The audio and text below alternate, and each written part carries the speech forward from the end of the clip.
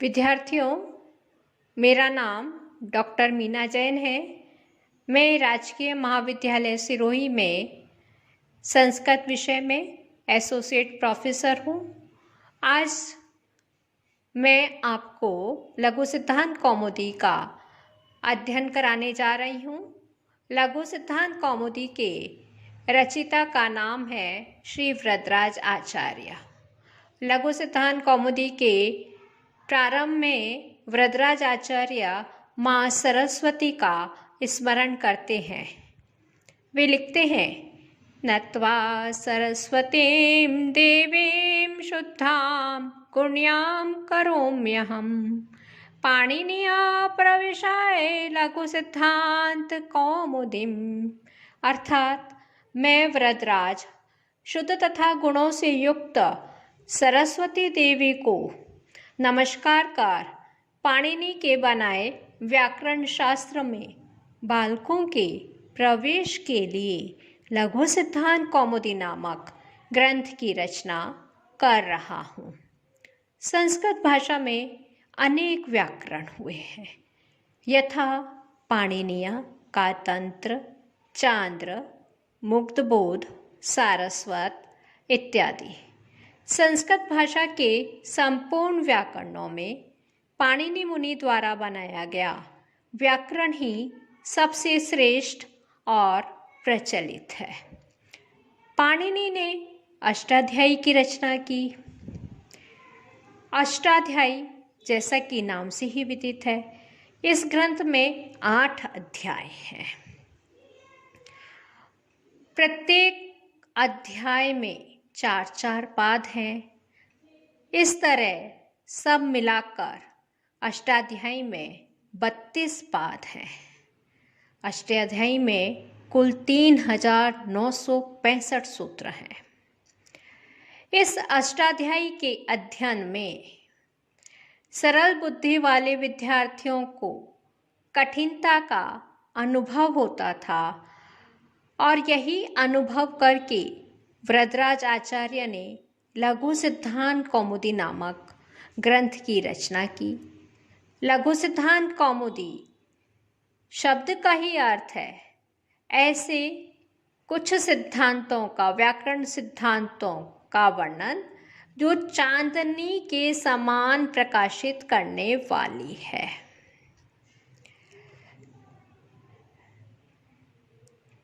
सर्वप्रथम संज्ञा प्रकरण में माहेश्वर सूत्रों का वर्णन है। वह इस प्रकार से है, आ ई ऊणा रेलिका ए ओंग ऐ औच हय अवरट लण या मांगा णा नाम झ भाया घड धश जब गड़ दश ख फ छ ठ थ चट तव कपय शश सर हल। ये माहेश्वर सूत्र संस्कृत की वर्णमाला है। किंवदंती है कि शिवजी के 14 बार डमरू बजाने से महर्षि पाणिनि ने अयूणा आदि 14 माहेश्वर सूत्र प्राप्त किए। कई विद्वान इस बात को प्रमाण शून्य होने से गलत मानते हैं। उनका कथन है कि इन सूत्रों को बनाने वाले पाणिनि ही हैं, चाहे कुछ भी क्यों न हो। इतना तो निर्विवाद है कि ये सूत्र पाणिनि व्याकरण के प्राण हैं। इनके बिना पाणिनि व्याकरण चल ही नहीं सकता। इन माहेश्वर सूत्रों का उपयोग अण आदि संज्ञाओं के करने में किया जाएगा, जैसा कि लिखा भी है वरदराज आचार्य ने, इति माहेश्वराणि सूत्राणि अनादि संज्ञार्थानि। अर्थात ये जो माहेश्वर सूत्र हैं, इन सूत्रों से अण इत्यादि का निर्माण किया जाएगा। अण इत्यादि जो प्रत्याहार हैं वह बनाए जाएंगे। एषाम अन्त्या इतः अर्थात जो अंत में है, माहेश्वर सूत्र के अंत में जो है उन्हें अंत्य कहते हैं या अंतिम कहते हैं। इन 14 सूत्रों में ना, का, गा, च, ट, न, म, य, श, व, य, र, ल, ये 14 वर्ण अंत्य हैं। इनकी इत संज्ञा है। एषाम अंत्या इतः, इनके जो अंतिम वर्ण है वो क्या है? इत संज्ञक हैं, अर्थात ये इत नाम वाले हैं। बिना संज्ञा के कभी व्यवहार नहीं चल सकता, इसीलिए यहाँ इनकी संज्ञा की गई है। हकार आदेश व आकार उच्चारणार्थ, इनमें हकार आदि में जो अकार है वह उच्चारणार्थ है। विद्यार्थियों, देवनागरी लिपि या फिर यूं कहें कि हमारी वर्णमाला में 2 प्रकार के अक्षर हैं। एक तो आ ई उ आदि स्वर, दूसरे क ख ग घ आदि व्यंजन या हल। व्यंजनों का उच्चारण स्वरों के मिलाए बिना नहीं हो सकता। इसी बात को लिखा है हकारादेश व आकार उच्चारणार्थ। हकारादि में जो आकार है वह उच्चारण के लिए है। माहेश्वर सूत्र का 5वां सूत्र ह य व र ट, यहाँ पे जो ह है, यहाँ से लेकर अंतिम 14 सूत्र में जो ह है, यहाँ तक जितने भी वर्ण आए हैं उनमें जो भी आकार है वह उच्चारण के लिए है।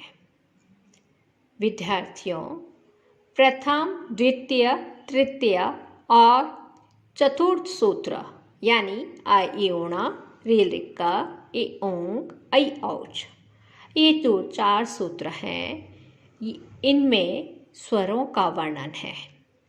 आप अंतिम इत संज्ञक वर्ण को छोड़ दीजिए, फिर पढ़ें तो क्या क्या वर्ण रहे? आ ई उ, ऋ ऋ, ए ओ, ऐ औ, ये सभी वर्ण स्वर हैं। आगे 5वें सूत्र से ह य व र, ल, य मंग, ण न, झ भ, घ ड़ ध, ज ब ग ड़ त, ख फ छ ठ थ, च ट त, क प श श स, ह, ये सारे के सारे व्यंजन हैं और इन व्यंजनों का जो उच्चारण है वह बिना स्वरों की सहायता के उच्चारण नहीं किया जा सकता। इसी के लिए वरदराज आचार्य ने लिखा है हकारादेश व आकार उच्चारणार्थ। हकारादि में जो आकार है वह उच्चारण के लिए है, बाकी ये सब हैं क्या? व्यंजन ही है।